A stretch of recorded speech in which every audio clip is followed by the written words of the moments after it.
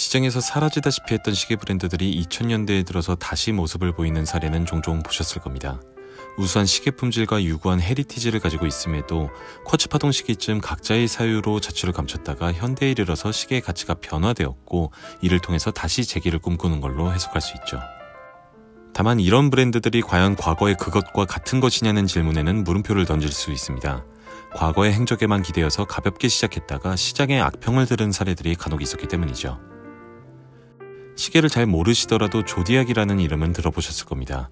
과거에는 시계 브랜드로서의 명성이 자자하기도 했거니와 같은 이름을 사용한 다른 미디어에서도 볼 수 있었죠. 이 조디악은 1882년부터 시작된 긴 역사, 최초라 할 수 있을 현대적 다이버 워치 제작이라는 업적, 또 슈퍼시울프라는 간판 모델에 이르기까지 그 역사와 헤리티지만 이야기해도 오늘 분량이 부족할 정도입니다. 이는 충분히 익숙한 내용들이라 생각해서 오늘은 조디악의 역사와 헤리티지에 집중하기보다는 현재의 조디악에 초점을 맞춰보려고 합니다. 현재의 조디악은 과거의 조디악과 어떤 공차를 가지고 있을까요? 슈퍼시울프 프로다이버 티타늄 리미티드 에디션과 슈퍼시울프 컴프레션 오토매틱 두 점을 번갈아 살펴보면서 지금의 조디악을 이야기해보도록 하겠습니다.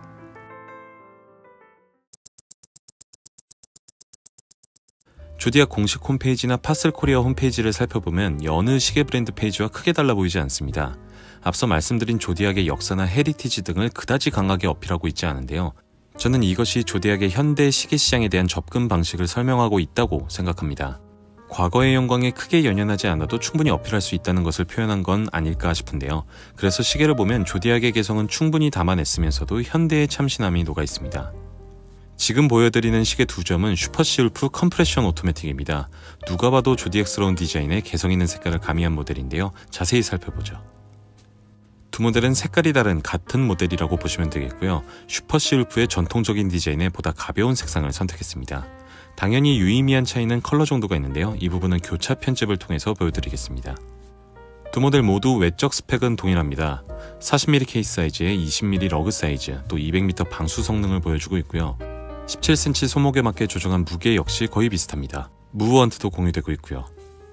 언뜻 블랙으로 보이는 이 모델은 다크네이비에 가깝고 분침과 인덱스의 주황색 포인트로 개성을 살렸습니다.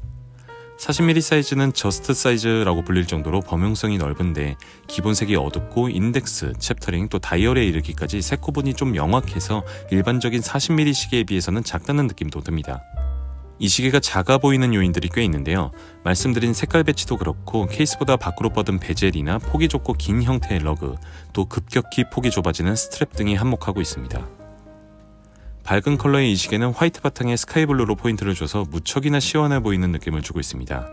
똑같은 스펙과 디자인 요소를 가지고 있음에도 색 조합 하나만으로 사이즈 차가 느껴지기도 하는데 체감상 그게 그렇게 크게 유의미하진 않습니다.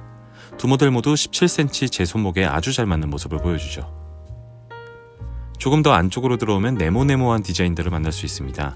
핸즈와 인덱스, 마커들 모두 네모와 직선이 무척이나 강조되어 있고 조금 가까이서 봐도 표현과 디테일이 훌륭함을 느낄 수 있습니다. 사실 저는 100만원에서 300만원 사이에 포지셔닝이 된 시계들에 대해서 마감이나 디테일을 과하게 뜯어보는 걸 즐기지 않는 편인데요. 이 정도 가격이라면 어련히 잘했겠지라는 막연한 믿음이 있기도 하고, 또 괜히 불량이 발견됐을 때 받게 되는 마음의 상처 같은 이유들 때문입니다. 다행히도 조디악의 시계들은 이런 걱정을 하지 않을 정도로 잘 처리된 마감을 보여줍니다. 날짜 창자째는 호불호가 좀 갈리지만 적어도 다이얼과의 색 배합을 신경 썼다는 점이나 네모한 디자인 덕분에 균형감을 크게 잃지 않았다는 점도 좋았습니다. 제가 좋아하는 입체감 좋은 로고라든지 근사하게 표기된 모델명도 다이얼을 꽉 채우는 아기자기한 모습을 보여줍니다. 저는 이 시계들의 베젤이 유난히 마음에 들었었는데요. 다크네이비의 경우는 좀 덜하지만 화이트의 경우는 색깔 때문인지 베젤 폭이 조금 넓다는 느낌이 들었고요. 돔 형태를 통해서 입체감이 느껴집니다. 비주얼은 근래 본 베젤 중에서 단연 넘버원이었고요. 엣지는 표현이 좋지만 약간 뭉툭하다는 느낌이 있습니다. 이건 느낌만 있을 뿐이지 조작 자체에는 문제가 없었고요. 베젤 액션은 약간 가벼운 느낌입니다.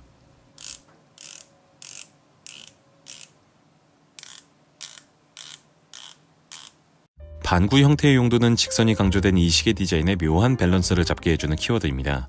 시계 디자인 전체가 약간 각져 있다는 느낌이 드는데요.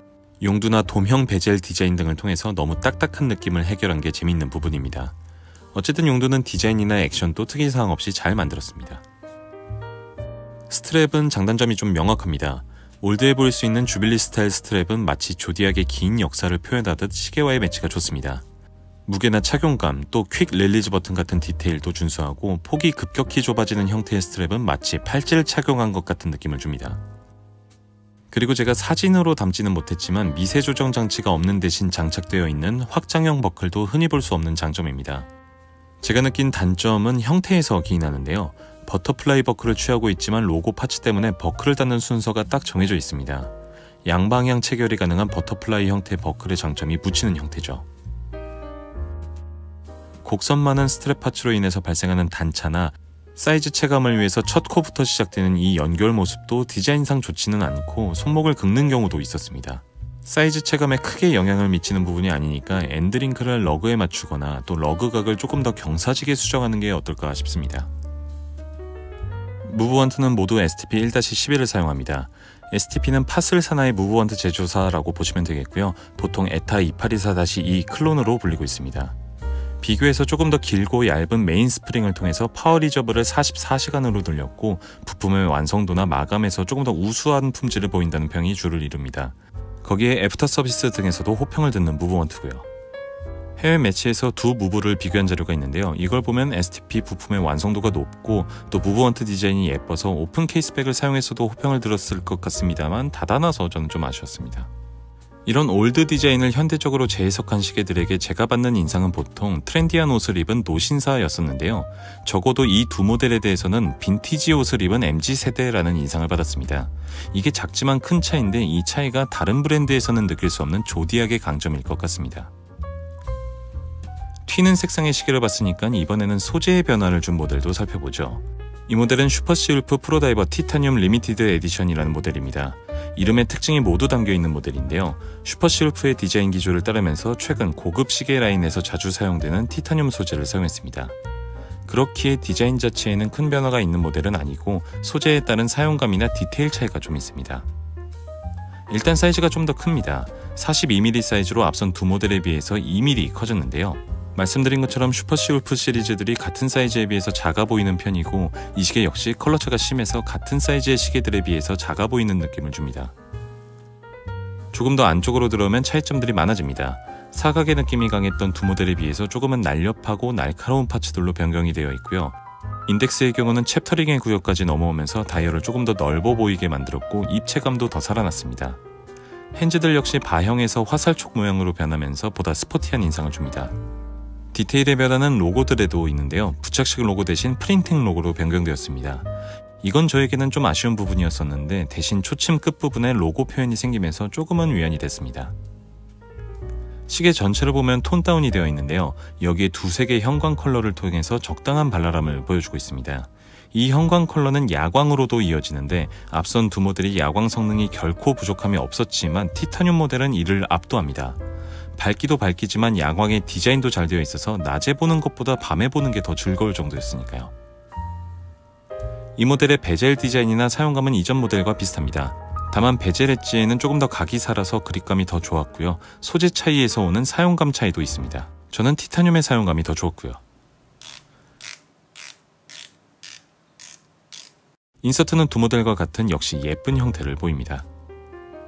용두에도 변화가 있었습니다. 용두 가드가 생겼고 반구형에서 보온병 뚜껑과 비슷하게 변경되었습니다. 이 용두 가드가 디자인도 좋고 사용감에도 더 이득이 되는 면이 있어서 이건 일반 모델에도 생겼으면 좋겠습니다. 케이스 측면은 비교적 단조롭습니다. 티타늄 소재를 사용했기에 번쩍번쩍 빛나는 맛은 없지만 티타늄 소재의 느낌은 훨씬 더 잘 살아나고 있습니다. 덕분에 흠집 같은 것들도 크게 눈에 띄지 않고요. 중요한 건 무게인데 105g입니다. 앞선 두 모델에 비하면 사이즈가 더 큼에도 더 가볍습니다. 7연줄 브레이슬릿을 사용합니다. 역시 티타늄 소재고 이게 가공이 좀 어렵다고 알고 있는데 한 코가 꽤나 작음에도 잘 처리된 마감을 보여줍니다. 이 모델에도 확장형 버클이 적용되어 있고요. 하지만 이 모델에서의 아쉬움 역시 브레이슬릿인데요. 앞선 두 모델에 비해서 엔드링크가 길어져서 조금은 덜하지만 딱 떨어지지 않는 부분이 아쉬웠고 퀵 릴리즈 버튼이 빠진 점, 역시 방향 상관없이 체결하기 어려운 버클부가 아쉬웠습니다. 티타늄 모델에는 SW200-1 무브원트가 사용되었습니다. STP의 무브원트를 사용하지 않은 건 좀 아쉬운 부분이었지만 아무래도 상위 모델에 조금 더 검증된 무브를 선택한 것으로 보입니다. 무브헌트 디자인에 큰 강점이 있는 부분은 아니고 케이스백 디자인도 좋은 덕분에 적어도 이 모델에 한해서는 케이스백을 닫은 게 조금 더 좋은 선택이었다 싶습니다. 성능과 안정성은 더 설명할 필요가 없을 정도고 이 시계에 적용된 특징이라면 날짜창이 없다는 점인데요. 날짜 기능을 뺀 게 아니라 덮어놓은 것이기 때문에 고스트 포지션이 있다는 점 짚고 넘어가겠습니다. 저는 고스트 포지션이 있다는 건 크게 개의치 않지만 날짜창을 꼭 필요로 하는 저에게는 있는데 가려놨기에 단점이었고요. 디자인의 균형이 더 중요한 분들께는 장점이 되겠습니다. 추가로 이 모델은 COSC 인증도 받았고 이전 모델에 비해서 방수 성능도 300m로 향상되었습니다. 이 모델을 구매하신 분들께는 40만원 상당의 워치 와인더도 증정됩니다. 여기에는 조디악의 로고가 표현되어 있고요. 이게 또 써보니까 확실히 DP할 때나 사용할 때나 유용한 부분들이 있으니까 꼭 증정받으시길 바랍니다. 슈퍼시울프 티타늄은 조디악의 고민이 느껴지는 시계였습니다. 소재와 디자인 그리고 색상을 어떻게 활용해야 하는지 또 헤리티지의 계승 방법에 대해서 진지하게 고민을 하고 있구나 라는 생각이 들었습니다. 진지하지만 무겁지 않습니다. 시계도 무게도요. 저는 조디악이 멋을 난다고 생각합니다. 어떻게 하면 사람들에게 각인될 수 있는지, 어떻게 하면 멋진 시계를 만들 수 있는지 깊게 고민하고 있고 이를 시계에 멋지게 잘 녹여내고 있습니다. 즐거운 만남이었습니다. 여러분들도 전국 매장에서 이 즐거움을 느껴보시기 바랍니다. 아래에 구독자 이벤트가 준비되어 있습니다. 확인하시기 바랍니다. 그럼 저는 더 재밌는 영상으로 찾아오겠습니다. 감사합니다.